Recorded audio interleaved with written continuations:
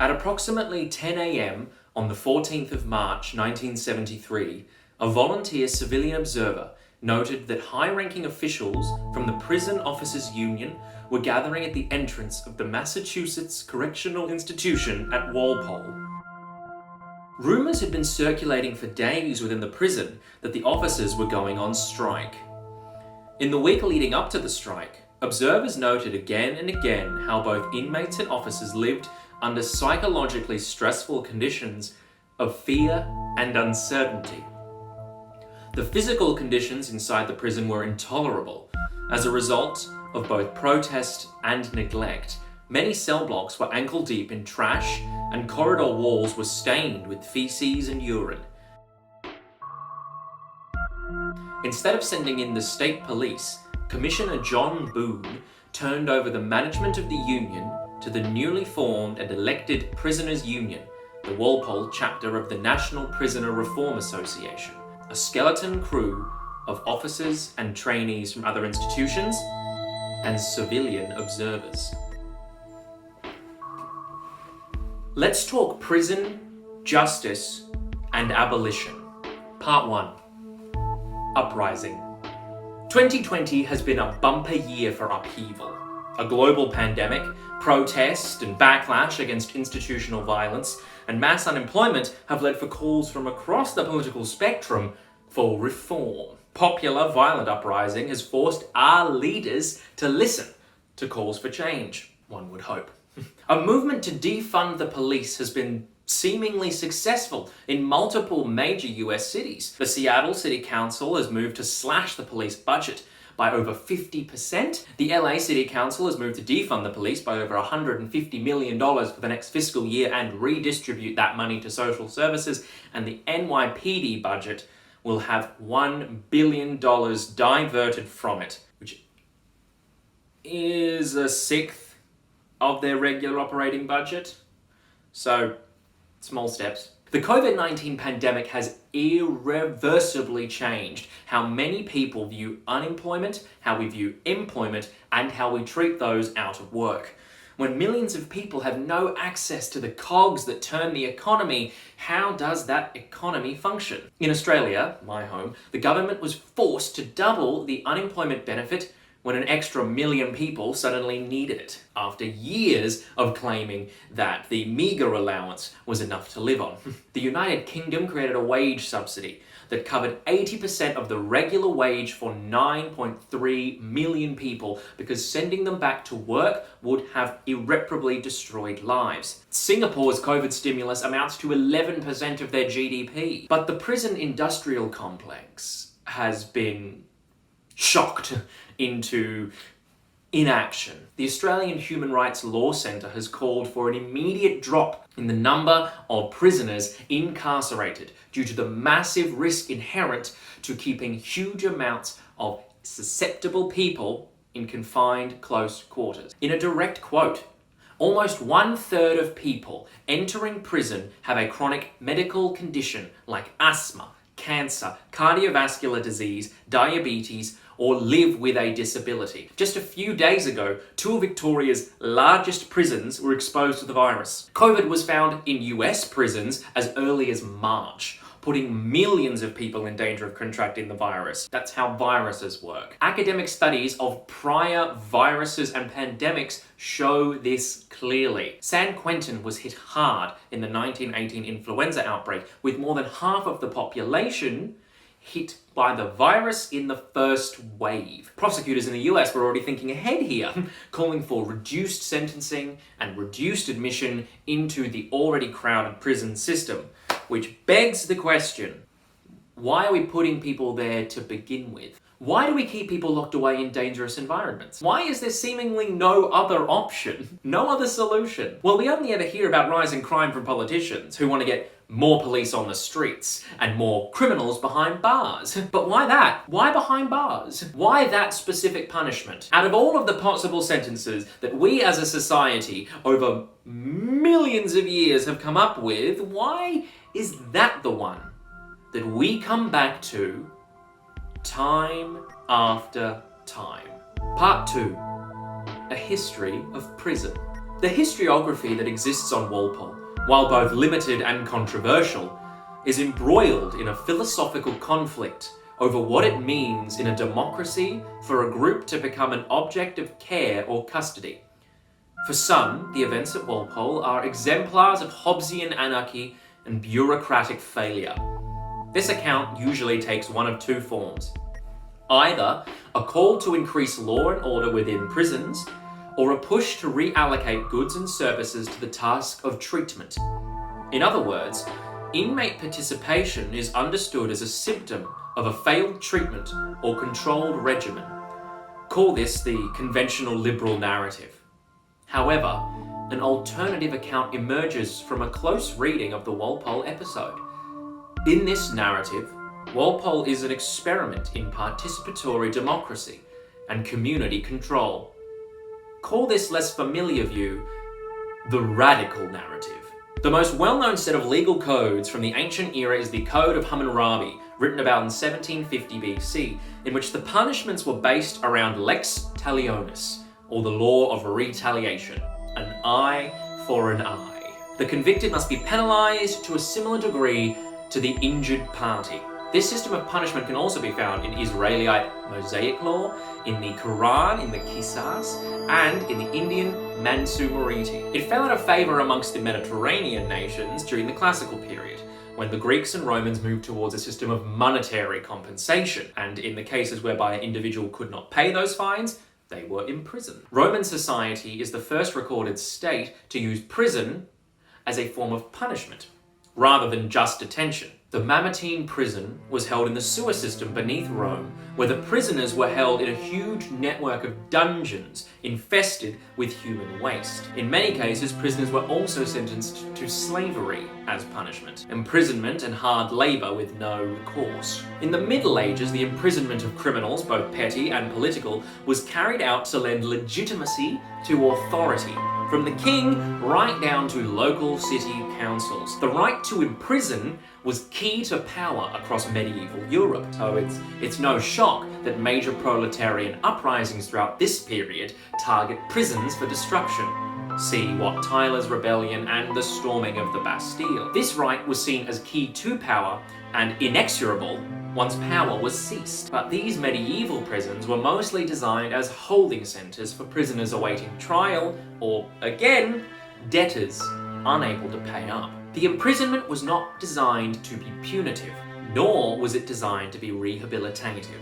French philosopher Michel Foucault describes the birth of the prison in his work Discipline and Punish as beginning in 18th century Europe, as state reformists would move towards a penal system designed to prevent future crime, not bring retribution for past crime. The Enlightenment, which discovered liberties, also invented the disciplines. In this case, to Enlightenment Europe, discipline meant creating docile bodies that could perform the duties that society required of them to function, economically, politically, and militarily. The reformers designed prisons that could create these docile bodies through constant surveillance, ensuring that the discipline was fully internalized. This occurred without the excessive force and torture of previous punitive justice, and allowed the criminal, once released, to be fully folded back into society. To Foucault, this particular institution is exemplified by Jeremy Bentham's Panopticon, a utilitarian whose views on privacy and surveillance were ahead of his time, for better or worse. Bentham's Panopticon was a prison whereby an officer could at any time view where any exact prisoner was and what they were doing. And this constant, oppressive sense of surveillance and observation was what drove in the sense of discipline. How can one act in a manner unbecoming of society when there is always authority standing over one's shoulder? A building circular. The prisoners in their cells occupying the circumference. The prisoners in the centre. By blinds and other contrivances, the inspectors concealed from the observation of the prisoners. Hence, the sentiment of a sort of omnipresence. The whole circuit reviewable with little or without any change of place. One station in the inspection part affording the most perfect view of every cell. In the modern era, the claimed ideals behind imprisonment is no longer deterrence, but rehabilitation. Once an offender had exited the prison environment, how do we attend to prevent them from re-entering? Well, until the final decade of the 20th century, the United States justice system was supposedly primarily designed to prevent this kind of recidivism. Judges were empowered to tailor sentences to focus on the defendant's needs, focusing on promoting successful reintegration into society. While US law expressly states that the court shall impose a sentence sufficient but not greater than necessary. We also saw a rise in funding educational programs within prison, one of the only things proven to lower overall recidivism. But something changed in the 1980s.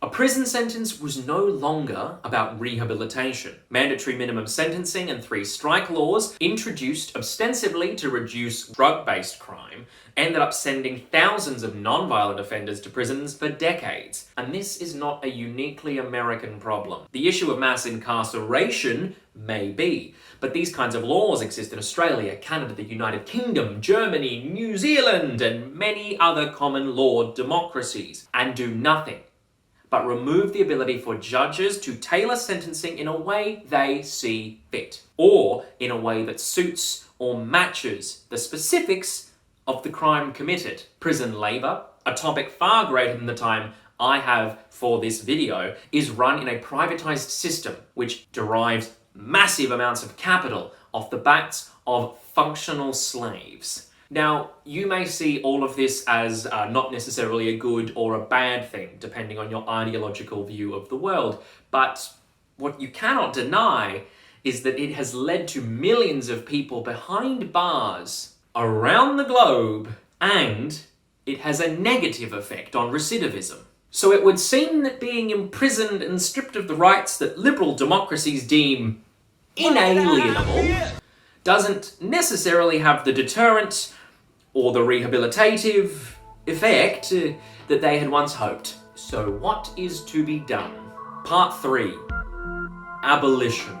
Between the 15th of March and the 19th of May, the NPRA was the central force governing the inmates at Walpole. There were no murders and little violence, and the prisoners ran the kitchen and foundry, maintained security, deliberated over policy and action, and negotiated with prison administration. By the 16th of March, the day after the strike, the media coverage was constant and its pitch shrill. Newscasts reported that Walpole was in chaos and that drunk and drug-addled inmates were roaming around the prison. The observers inside the prison, however, tell a different story in a series of words: calm, relaxed, joy. This is in contrast to observer reports from the previous week of high tensions and repeated impressions that the place could blow at any time. Almost every observer present that day noted high levels of unity amongst the inmates. In the modern age, all prisons, and indeed much of the world, now resemble Bentham's Panopticon, with mass surveillance at the fingertips of all authority, who are nearly always just out of view, unable to be seen by the prisoner or the would-be criminal. But in Bentham's writing, it's clear that he and those who followed him strongly believed that this form of imprisonment and disciplinary culture was key to preventing recidivism and turning those wanton criminals into productive members of society. But the Panopticon exists and has millions upon billions of inhabitants, and recidivism rates also have risen dramatically, along with parallel rising imprisonment rates. So if the perfect prison doesn't create the perfect member of society, what is it being used for? In a word, retribution. We have returned to a punitive, retributive style of punishment designed to hurt. Our system is underfunded or privatized and saps the life out of the prisoners. In the US, felons aren't guaranteed the right to vote in prison or upon release. In Australia, those serving a prison sentence of over 3 years are not guaranteed the right to participate in democracy, and that is just the starting point. Prisoners cannot be guaranteed a safe life nor a happy one, and right-wing politicians constantly legislate to ensure educational programs for inmates are underfunded and under-resourced. Now, I can tell what some of you are thinking. You do the crime, you do the time. Our punitive system is better than a system where crime is running rampant, is it not? But the data just doesn't back that line of thinking up. Our punitive system does very little to deter those from committing acts of crime. And the system we have now amounts to torture on a grand scale, something that the state should not be capable of ordering. The National Institute of Justice lists the 5 things about deterrence that they can say accurately summarize the large body of work on the topic. And they are: 1. The certainty of being caught is a vastly more powerful deterrent than the punishment. 2. Sending an individual convicted of a crime to prison isn't an effective way to deter crime. 3. Enforcement officials deter crime by increasing the perception that criminals will be caught and punished. 4. Increasing the severity of the punishment does little to deter crime. 5. There is no proof that the death penalty deters criminals. Leaving aside number 3, as police abolition is a discussion for another day, and number 5, because the abolition of the death penalty is also a discussion for another day. The research clearly shows that both the threat of a punitive prison sentence and the length of said sentence has no effect on crime rates. The major paper the NIJ pulls from, written in 2013 by Daniel Nagin, found upon review of the literature that, compared to custodial sanctions, incarceration has a null or mildly criminogenic impact on future criminal involvement. We caution that this assessment is not sufficiently firm to guide policy, with the exception that it calls into question wild claims that imprisonment has strong, specific deterrent effects. It is clear that incarceration is not fit for purpose when it comes to decreasing recidivism, when it comes to deterring crime, and when it comes to rehabilitative justice. So where do we go from here?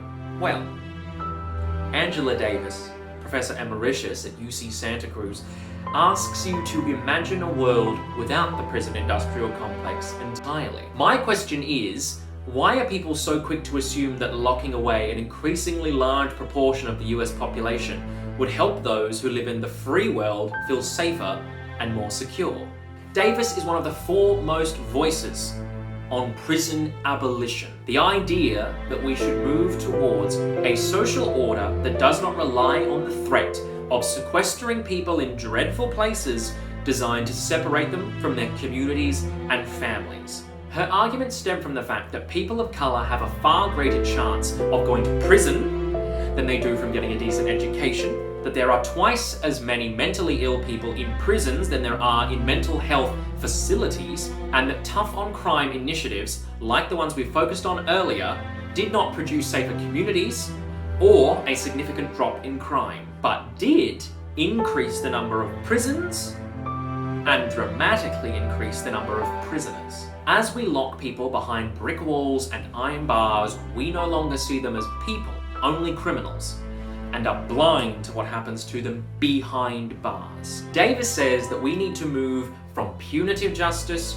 to restorative justice, changing not only the way the system addresses crimes committed, but the roots of crime itself. Why spend a fraction of the total budget for incarceration on education for at-risk children when it's clear that that is what creates far more positive outcomes? In the same vein as the police abolition movement, why spend billions of dollars funding people to fight crime when you could be spending the money on services to prevent it happening in the first place? In an article for the Marshall Project, Ruth Wilson Gilmore and James Kilgore, 2 other prominent abolitionists, laid out the abolitionist cause plainly. From New York City to Los Angeles and across rural America, jail expansion has been chugging along largely because law enforcement continues to absorb social welfare work. Mental and physical health, education, family unification. To imagine a world without prisons and jails is to imagine a world in which social welfare is a right, not a luxury. Every US delegation that jets off to Scandinavia to study prisons comes back declaring they've seen a future they didn't actually look at. As career criminal justice experts, they thought they could isolate a prison system from its context. Tax, housing, healthcare, education, transportation, immigration, and other policies. Everyone who says it's unrealistic to demand more willfully ignores the fact that to use law enforcement, as the US does, to manage the fallout from cutbacks in social services and the upward rush in income and wealth is breathtakingly expensive, while it cheapens human life. A world without prisons is a world that takes care of its inhabitants, providing them with the opportunity and means for success. We know the number one commonality amongst a majority of criminals is poverty. US data shows that people living in households with an income below the federal poverty line are twice as likely to be the victims of a violent crime compared to those who live in high-income households. Individuals living in poverty are more likely to report a crime than not, and even then, approximately half of all crime goes unreported.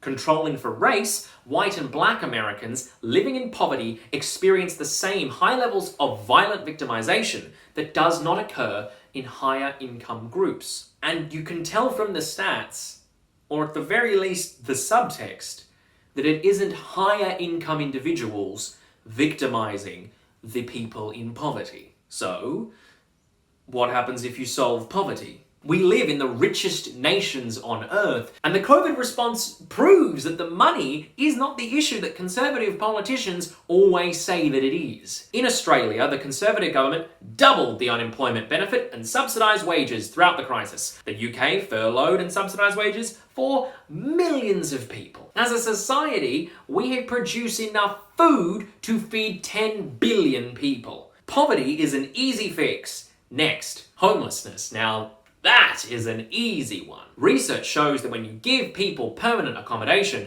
everything seems to improve. During COVID, when Australian states had to get homeless people off of the streets to protect them from the virus, they were placed in accommodation, and the numbers that have now since transitioned into permanent accommodation is staggering. New South Wales used to place 200 people a year, but from April to June, they had placed 100 people. An NGO in South Australia is placing 6 a day when they used to get 11 a month. Getting a single homeless person off of the streets and into permanent accommodation saves the taxpayer $13,000 a year in healthcare and law enforcement costs. It is cheaper to house them than it is to imprison them. Finally, education, and this one's really easy too. An article in the American Economic Review of 2004 says plainly in the opening lines that using census and FBI data, we find that schooling significantly reduces the probability of incarceration and arrest. NLSY data indicates that our results are caused by changes in criminal behavior and not differences in the probability of arrest or incarceration conditional on crime. We estimate that the social savings from crime reduction associated with high school graduation for men is about 14 to 26% of the private return. So instead of locking people up, fund their schools, their extracurriculars, their libraries. The social services surrounding education are key to preventing crime in neighbourhoods across the globe. But we default to locking people up and trapping them in a cycle which few can ever escape. Once you are a convicted felon, it is harder to get a job, harder to get housing, harder to get access to education and the social services that you require, and you have to turn back to crime to live. We need to move to restorative justice. The Center for Justice and Reconciliation describes it like this. Restorative justice views crime as more than breaking the law. It also causes harm to people, relationships, and the community. So a just response must address those harms as well as the wrongdoing. If the parties are willing, the best way to do this is to help them meet to discuss those harms and how to bring resolution. Other approaches are available if they are unable or unwilling to meet. Sometimes those meetings lead to transformational changes in their lives. Notice the 3 big ideas. 1. Repair. Crime causes harm and justice requires repairing that harm. 2. Encounter. The best way to determine how to do that is to have the parties decide together. And 3. Transformation.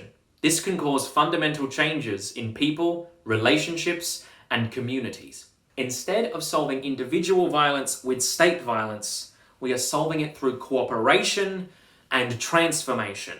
Thousands of cases travel through the criminal justice system every year that end in a custodial sentence, the idea of which is to teach the offender a lesson, one that they cannot and will not learn, but rather will be adversely affected by. Bringing all willing parties together to work towards a solution together is far more effective and less harmful to everyone involved. The offender provides restitution to those harmed by their actions and their community as a whole. Restorative justice ensures that the victims experience justice. Do they receive compensation or restitution? Are they protected from further violation? Do they have the support of their family, friends, and community?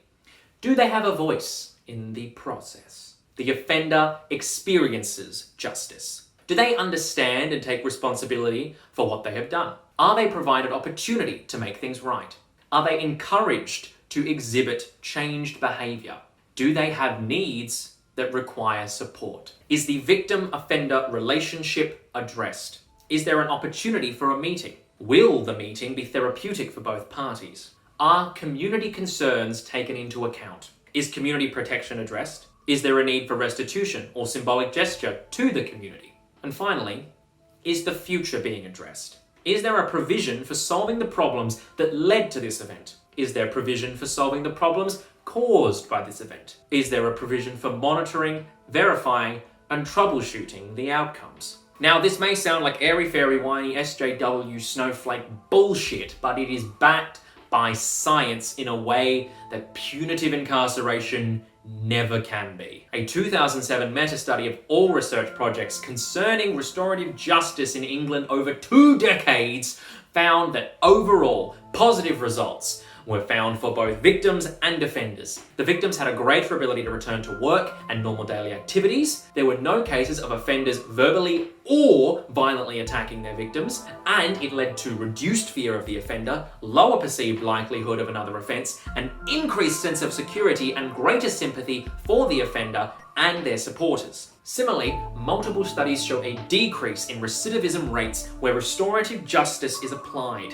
Sherman and Strang, 2007, showed that restorative justice significantly lowered recidivism, and also the victim's PTSD symptoms and related costs. A meta-analysis by Buffard in 2012 supported findings that restorative justice is more effective than the current criminal justice system when it comes to serious crimes, where the participants are less likely to commit serious crimes if they do offend, and they go longer without re-offending. It works in ways that our current incarcerative system never could, because it was never designed to work that way. Mass incarceration was designed to project power, fear, the legitimacy of the state. That's simply what deterrence is. To move away from this model is to move towards a less violent society, a society with less state violence and less individual violence. A retributive system of punishment does nothing but create violence and harm out of violence and harm. But a community-led, restorative system can bring about real change in the way that we police crime and how we prevent it in the future. Walpole is not an example of restorative justice, but it is a useful example of community and how the incarceration state provides nothing that we cannot do better ourselves.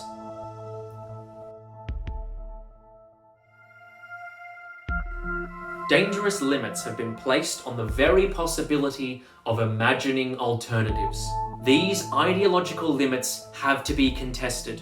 We have to begin to think in different ways. Our future is at stake. These limits, are inherited from the struggle of previous generations to reform prisons. Buried in the history of that struggle is a set of philosophical resources to reinvigorate a discussion of participatory democracy and punishment.